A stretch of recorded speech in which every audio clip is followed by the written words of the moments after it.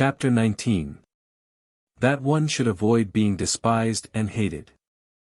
Now, concerning the characteristics of which mention is made above, I have spoken of the more important ones, the others I wish to discuss briefly under this generality, that the prince must consider, as has been in part said before, how to avoid those things which will make him hated or contemptible, and as often as he shall have succeeded he will have fulfilled his part, and he need not fear any danger in other reproaches. It makes him hated above all things, as I have said, to be rapacious, and to be a violator of the property and women of his subjects, from both of which he must abstain. And when neither their property nor their honor is touched, the majority of men live content, and he has only to contend with the ambition of a few, whom he can curb with ease in many ways. It makes him contemptible to be considered fickle, frivolous, effeminate, mean-spirited, irresolute, from all of which a prince should guard himself as from a rock, and he should endeavor to show in his actions greatness, courage, gravity, and fortitude, and in his private dealings with his subjects let him show that his judgments are irrevocable, and maintain himself in such reputation that no one can hope either to deceive him or to get round him. That prince is highly esteemed who conveys this impression of himself, and he who is highly esteemed is not easily conspired against, for, provided it is well known that he is an excellent man and revered by his people, he can only be attacked with difficulty. For this reason a prince ought to have two fears, one from within, on account of his subjects, the other from without, on account of external powers. From the latter he is defended by being well armed and having good allies, and if he is well armed he will have good friends, and affairs will always remain quiet within when they are quiet without, unless they should have been already disturbed by conspiracy, and even should affairs outside be disturbed, if he has carried out his preparations and has lived as I have said, as long as he does not despair, he will resist every attack, as I said Nabis the Spartan did. But concerning his subjects, when affairs outside are disturbed he has only to fear that they will conspire secretly, from which a prince can easily secure himself by avoiding being hated and despised, and by keeping the people satisfied with him, which it is most necessary for him to accomplish, as I said above at length. And one of the most efficacious remedies that a prince can have against conspiracies is not to be hated and despised by the people, for he who conspires against a prince always expects to please them by his removal, but when the conspirator can only look forward to offending them, he will not have the courage to take such a course, for the difficulties that confront a conspirator are infinite. And as experience shows, many have been the conspiracies, but few have been successful, because he who conspires cannot act alone, nor can he take a companion except from those whom he believes to be malcontents, and as soon as you have opened your mind to a malcontent you have given him the material with which to content himself, for by denouncing you he can look for every advantage, so that, seeing the gain from this course to be assured, and seeing the other to be doubtful and full of dangers, he must be a very rare friend, or a thoroughly obstinate enemy of the prince, to keep faith with you. And, to reduce the matter into a small compass, I say that, on the side of the conspirator, there is nothing but fear, jealousy, prospect of punishment to terrify him, but on the side of the prince there is the majesty of the principality, the laws, the protection of friends and the state to defend him, so that, adding to all these things the popular goodwill, it is impossible that any one should be so rash as to conspire. For whereas in general the conspirator has to fear before the execution of his plot, in this case he has also to fear the sequel to the crime, because on account of it he has the people for an enemy, and thus cannot hope for any escape. Endless examples could be given on this subject, but I will be content with one, brought to pass within the memory of our fathers. Messer Annibale Bentivogli, who was prince in Bologna, grandfather of the present Annibale, having been murdered by the Canci, who had conspired against him, not one of his family survived but Messer Giovanni, one, who was in childhood. Immediately after his assassination the people rose and murdered all the Canci. This sprung from the popular goodwill which the house of Bentivogli enjoyed in those days in Bologna, which was so great that, although none remained there after the death of Annibale who was able to rule the state, the Bolognese, having information that there was one of the Bentivogli family in Florence, who up to that time had been considered the son of a blacksmith, sent to Florence for him and gave him the government of their city, and it was ruled by him until Messer Giovanni came in due course to the government. For this reason I consider that a prince ought to reckon conspiracies of little account when his people hold him in esteem, but when it is hostile to him, and bears hatred towards him, he ought to fear everything and everybody. And well-ordered states and wise princes have taken every care not to drive the nobles to desperation, and to keep the people satisfied and contented, for this is one of the most important objects a prince can have. Among the best ordered and governed kingdoms of our times is France, and in it are found many good institutions on which depend the liberty and security of the king. Of these the first is the Parliament and its authority, because he who founded the kingdom, knowing the ambition of the nobility in their boldness, considered that a bit to their mouths would be necessary to hold them in, and, on the other side, knowing the hatred of the people, founded in fear, against the nobles, he wished to protect them, yet he was not anxious for this to be the particular care of the king. Therefore, to take away the reproach which he would be liable to from the nobles for favoring the people, and from the people for favoring the nobles, he set up an arbiter, who should be one who could beat down the great and favor the lesser without reproach to the king. Neither could you have a better or a more prudent arrangement, or a greater source of security to the king and kingdom. From this one can draw another important conclusion, that princes ought to leave affairs of reproach to the management of others, and keep those of grace in their own hands. And further, I consider that a prince ought to cherish the nobles, but not so as to make himself hated by the people.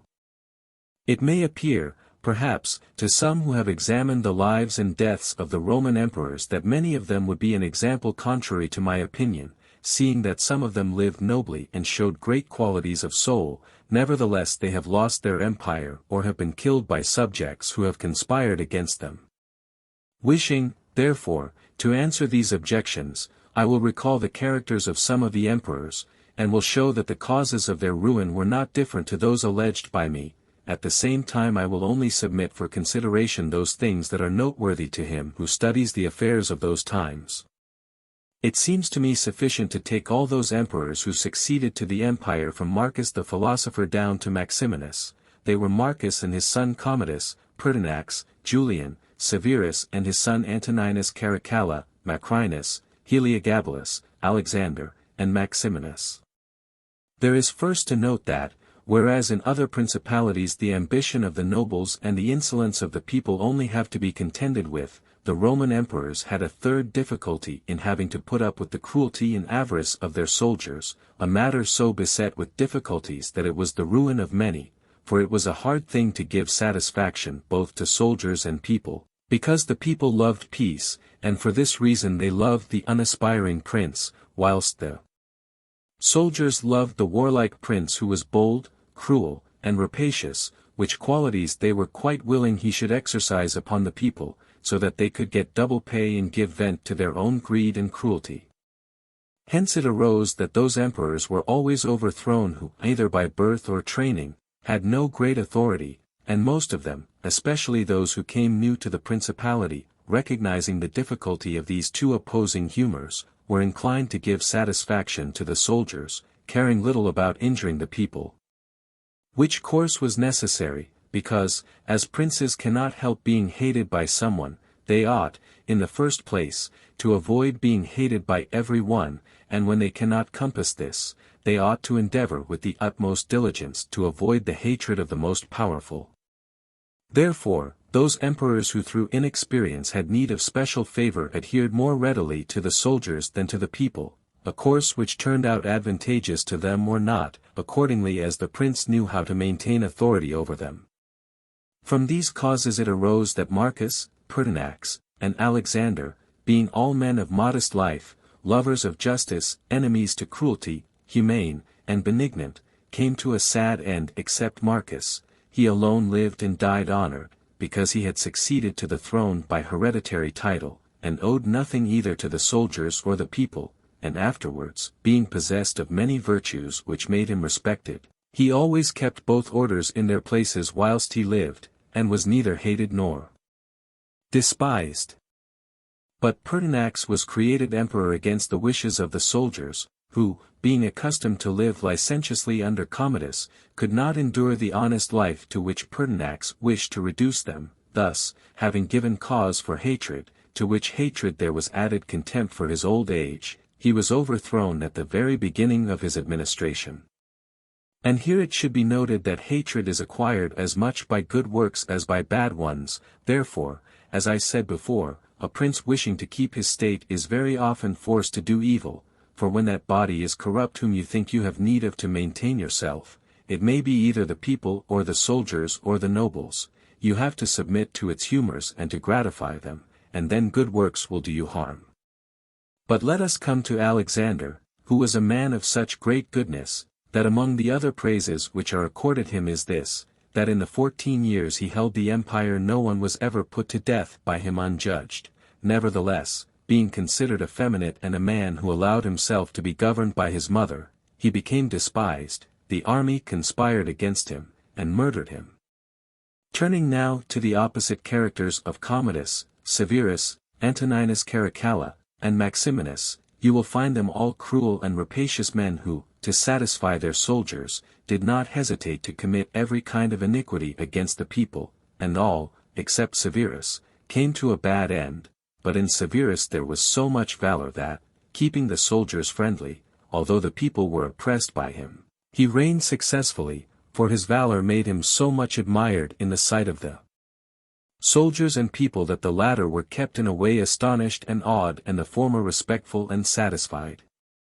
And because the actions of this man, as a new prince, were great, I wish to show briefly that he knew well how to counterfeit the fox and the lion, which natures, as I said above, it is necessary for a prince to imitate. Knowing the sloth of the Emperor Julian, he persuaded the army in Sclavonia, of which he was captain, that it would be right to go to Rome and avenge the death of Pertinax, who had been killed by the Praetorian soldiers, and under this pretext, without appearing to aspire to the throne, he moved the army on Rome, and reached Italy before it was known that he had started. On his arrival at Rome, the Senate, through fear, elected him emperor and killed Julian.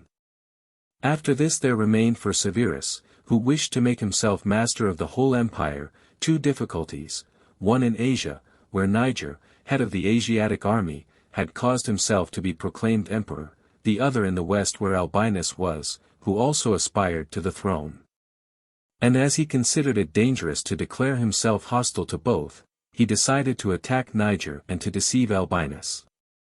To the latter he wrote that, being elected emperor by the Senate, he was willing to share that dignity with him and sent him the title of Caesar, and, moreover, that the Senate had made Albinus his colleague, which things were accepted by Albinus as true. But after Severus had conquered and killed Niger, and settled Oriental affairs, he returned to Rome and complained to the Senate that Albinus, little recognizing the benefits that he had received from him, had by treachery sought to murder him, and for this ingratitude he was compelled to punish him. Afterwards he sought him out in France, and took from him his government and life. He who will, therefore, carefully examine the actions of this man will find him a most valiant lion and a most cunning fox, he will find him feared and respected by every one, and not hated by the army, and it need not be wondered at that he, a new man, was able to hold the empire so well, because his supreme renown always protected him from that hatred which the people might have conceived against him for his violence. But his son Antoninus was a most eminent man, and had very excellent qualities, which made him admirable in the sight of the people and acceptable to the soldiers, for he was a warlike man, most enduring of fatigue, a despiser of all delicate food and other luxuries, which caused him to be beloved by the armies. Nevertheless, his ferocity and cruelties were so great and so unheard of that, after endless single murders, he killed a large number of the people of Rome and all those of Alexandria. He became hated by the whole world, and also feared by those he had around him, to such an extent that he was murdered in the midst of his army by a centurion. And here it must be noted that such like deaths, which are deliberately inflicted with a resolved and desperate courage, cannot be avoided by princes, because anyone who does not fear to die can inflict them, but a prince may fear them the less because they are very rare. he has only to be careful not to do any grave injury to those whom he employs or has around him in the service of the state. Antoninus had not taken this care, but had contumeliously killed a brother of that centurion, whom also he daily threatened, yet retained in his bodyguard, which, as it turned out, was a rash thing to do, and proved the emperor's ruin. But let us come to Commodus, to whom it should have been very easy to hold the empire, for, being the son of Marcus, he had inherited it, and he had only to follow in the footsteps of his father to please his people and soldiers, but, being by nature cruel and brutal, he gave himself up to amusing the soldiers and corrupting them, so that he might indulge his rapacity upon the people, on the other hand, not maintaining his dignity, often descending to the theatre to compete with gladiators, and doing other vile things, little worthy of the imperial majesty. He fell into contempt with the soldiers, and being hated by one party and despised by the other, he was conspired against and was killed. It remains to discuss the character of Maximinus. He was a very warlike man, and the armies, being disgusted with the effeminacy of Alexander, of whom I have already spoken, killed him and elected Maximinus to the throne. This he did not possess for long, for two things made him hated and despised. The one, his having kept sheep in Thrace, which brought him into contempt, it being well known to all, and considered a great indignity by every one, and the other, his having at the accession to his dominions deferred going to Rome and taking possession of the imperial seat. He had also gained a reputation for the utmost ferocity by having, through his prefects in Rome and elsewhere in the empire, practiced many cruelties, so that the whole world was moved to anger at the meanness of his birth and to fear at his barbarity. First Africa rebelled, then the Senate with all the people of Rome, and all Italy conspired against him, to which may be added his own army. This latter, besieging Aquileia and meeting with difficulties in taking it, were disgusted with his cruelties, and fearing him less when they found so many against him, murdered him. I do not wish to discuss Heliogabalus, Macrinus, or Julian, who, being thoroughly contemptible, were quickly wiped out, but I will bring this discourse to a conclusion by saying that princes in our times have this difficulty of giving inordinate satisfaction to their soldiers in a far less degree, because, notwithstanding one has to give them some indulgence, that is soon done. None of these princes have armies that are veterans in the governance and administration of provinces, as were the armies of the Roman Empire, and whereas it was then more necessary to give satisfaction to the soldiers than to the people, it is now more necessary to all princes, except the Turk and the Soldan, to satisfy the people rather than the soldiers, because the people are the more powerful. From the above I have accepted the Turk, who always keeps round him 12,000 infantry and 15,000 cavalry on which depend the security and strength of the kingdom, and it is necessary that, putting aside every consideration for the people, he should keep them his friends. The kingdom of the Soldan is similar, being entirely in the hands of soldiers. It follows again that, without regard to the people, he must keep them his friends. But you must note that the state of the Soldan is unlike all other principalities, for the reason that it is like the Christian pontificate, which cannot be called either an hereditary or a newly formed principality, because the sons of the old prince are not the heirs, but he who is elected to that position by those who have authority, and the sons remain only noblemen. And this being an ancient custom, it cannot be called a new principality, because there are none of those difficulties in it that are met with in new ones, for although the prince is new, the constitution of the state is old, and it is framed so as to receive him as if he were its hereditary lord. But returning to the subject of our discourse, I say that whoever will consider it will acknowledge that either hatred or contempt has been fatal to the above-named emperors, and it will be recognized also how it happened that, a number of them acting in one way and a number in another, only one in each way came to a happy end and the rest to unhappy ones.